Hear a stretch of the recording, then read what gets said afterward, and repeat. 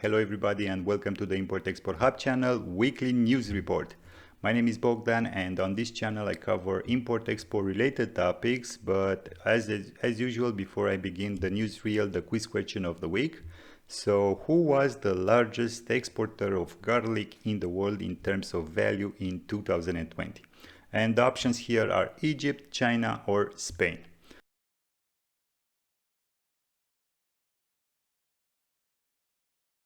And the correct answer is China, with more than $2 billion worth of exports. So as usual, first thing first, the Freightos index, which this week is at $6,277, which is more or less $60 up compared to last week index. In terms of big movers, we have China and East Asia to North America West Coast lane, who had a 5% increase, while North America East Coast to China and East Asia had a 12% drop. For the cross-Suez lanes, the indexes are somehow stable at around $11,000. So again, no big changes here either. Anyway, good thing, guys. Yantian port, the fourth busiest container port in the world, is back in business and it has resumed activity and it's now at 100% capacity. This is a really good thing, especially for the exports of household appliances, medical equipment and auto parts, because much of the factories producing those products are clustered around Pearl River Delta region. Anyway, now it remains to clear up the huge backlog generated by the capacity reduction from the previous weeks. So still a lot of work to do, but I trust that all the stakeholders involved are aligned, and in 2 or 3 weeks time all the backlog will be cleared. The second news is also related to China. This time it's about the forecasted economic growth of China for this year, so 2021. And it seems that the World Bank just raised its forecast from 8.1% to 8.5%, as the factory and consumer activity are back above pre-pandemic levels. So once again, China is making headlines, and let's hope they stay on track with this growth, because it's really important for the whole global economy that major economies like China, the United States, Canada, Japan and the European Union are start their recovery. Anyway, moving on to the next news.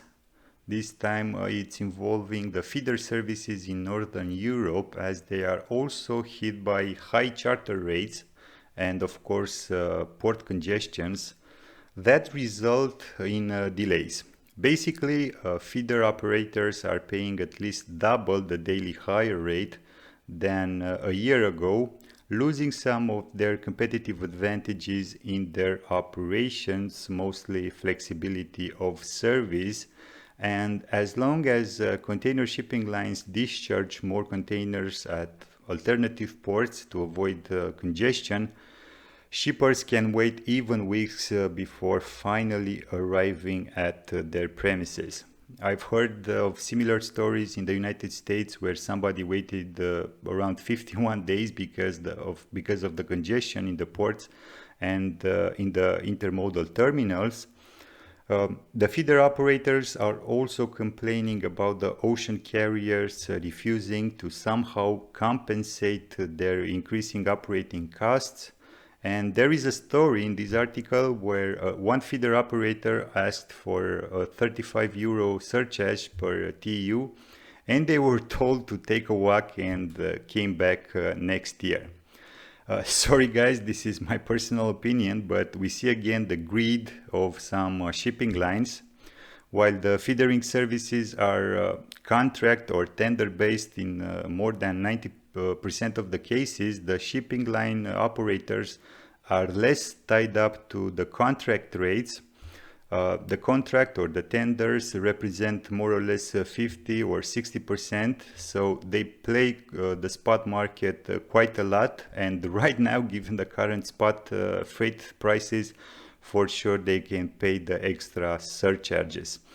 And if you ask me, this is another example of how much leverage and negotiating power the shipping companies are having right now, especially the three big alliances. And love or hate them until some structural change comes to place, they currently hold all the cards. Anyway, next news comes from maritimeexecutive.com, and I highly recommend you to read this article as it covers an interesting topic about how the extreme freight rates could change the supply of ocean transport by introducing some low-cost lanes between Asia and Europe and and the United States East Coast. I've said it before and I will repeat it. These freight rates are not sustainable for the medium and long terms, and they will eventually erode. We will see freight rates at the same levels prior to the pandemic. My guess is that probably not. But I do think that some players will change their vessel deployment after, and I think that intra-Asian routes will be their main focus. Of course, another focus will be the north-south trade lanes, and I'm thinking here about Africa with Europe and Africa with Asia, or South America with North America and South America with Europe. As for the introduction and the emergence of low-cost carriers, again, I do think there is a market for them, especially for importers and exporters, not necessarily focusing that much on just-in-time deliveries. Anyway, let's wait and see what is going to happen, especially after April 2024, when theoretically the European Union will reevaluate the status of the alliances.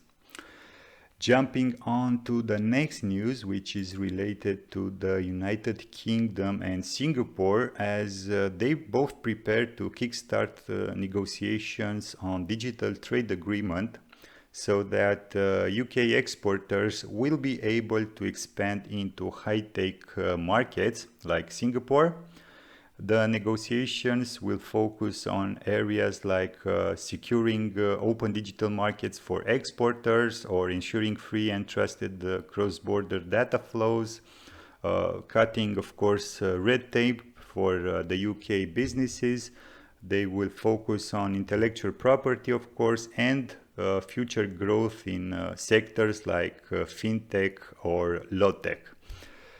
Given the fact that UK is a major exporter of services, especially financial ones, and that they somehow lost business by exiting the European Union, as major players moved their headquarters and operations from London to Amsterdam, Paris, or Frankfurt, this is a really good news for the UK exporters of services, and I hope that they will find the resources to revamp this part of the economy. Anyway, let's move on to the next news, which concerns Turkey, as the authorities from Turkey decided to create a brand council in order to help the exports by adding even more value to the country's exports.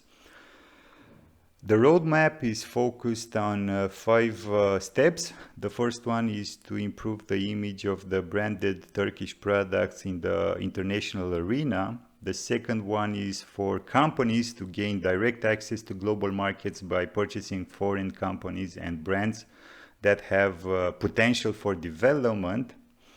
The third one is to create a data infrastructure to monitor the exports of companies' own brands.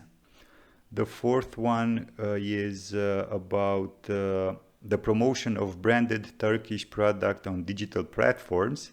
I'm thinking here about Alibaba and Amazon. And the fifth one concerns the strengthening of the promotional activities for the Turkish brand and export sectors within the Turkey promotion group. And guys, this is a really good strategy as long as both the public and the private sectors are aligned when it comes to the creation of policy and export strategy. I don't know, you can make the best pasta in the world, you still think of Barilla or the Checo from Italy. You can make the best cheese in the world, you still think at France. And let's hope that they will find those sectors in that they can excel and have a real competitive advantage in the international market, and see if they walk the talk, as they said. Until then, best of luck, and let's move to the next news, which comes from India, as the Federation of Indian Export Organization called on the government to establish an Indian shipping line, if you want, in order to overcome the issues faced by the exporters from India right now. I won't say anything more than the fact that having a national merchant fleet or having a control stake in a container shipping line, for me, it's a matter of national strategy and national security.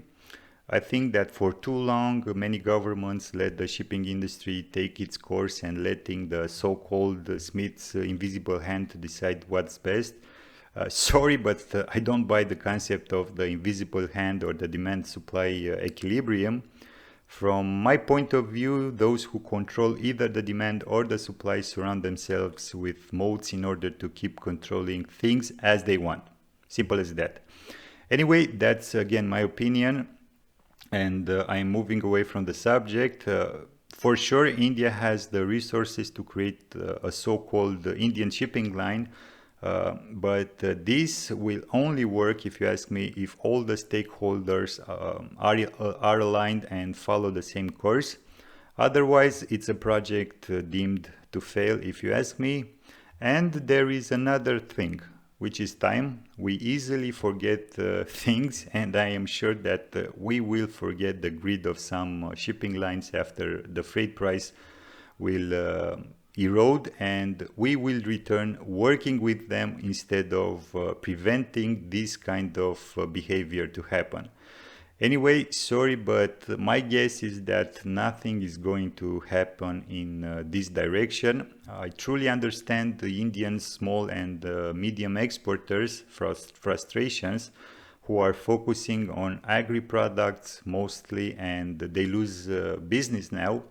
But you somehow need to find a common ground and interest, make big and strong business associations in order to have your voice heard. Otherwise, for me, it's just frustration.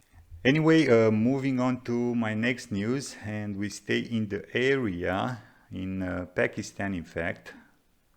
Just a second. Where it seems that the exports of goods achieved the highest ever value, with an 18% increase year on year, partially due to tariff rationalization that happened in the last 2.5 years, bringing the average tariff of Pakistan exports from 9.1% in 2018 and 2019 to 7.1% in 2021. So good news coming from Pakistan, where the textile industry, of course, is driving a lot of Pakistan's exports, and let's hope they will keep up the momentum. Now moving on to the next news, and here, as you see, I am on the World Trade Organization website, and it seems that China initiated a dispute complaint against anti-dumping and countervailing duty measures on certain products from China. And in this case, we have wind turbines, deep drawn stainless steel sinks, and railway wheels. And I'm not going to cover more, but I find this thing really interesting, and I can't help wonder if this has anything to do with China's anti-dumping and subsidy duties on Australian wines. Anyways, it remains to be seen what will happen, and as soon as I have new information, rest assured that I will follow up on this topic. Anyway, let me cover the last news and bring some positive vibe, if you want. And I don't know guys, but lately there is a lot of media coverage about inflation and inflationary pressures. And in this article, it seems that with all the unbalanced vaccine distribution, with all the bottlenecks, all the supply chain disruptions and skyrocketing freight rates, things will normalize, and most probably we will get through a period of transitory inflation until the system that is currently under pressure will have time to take a breath. So no need to panic yet. Anyway, I highly recommend reading this think tank report, as I will leave the link in the description below. And my time is up. That's it for today. Thank you all for watching. Don't forget to comment and hit the like and the subscribe buttons. And until next time, keep your business safe. Thanks.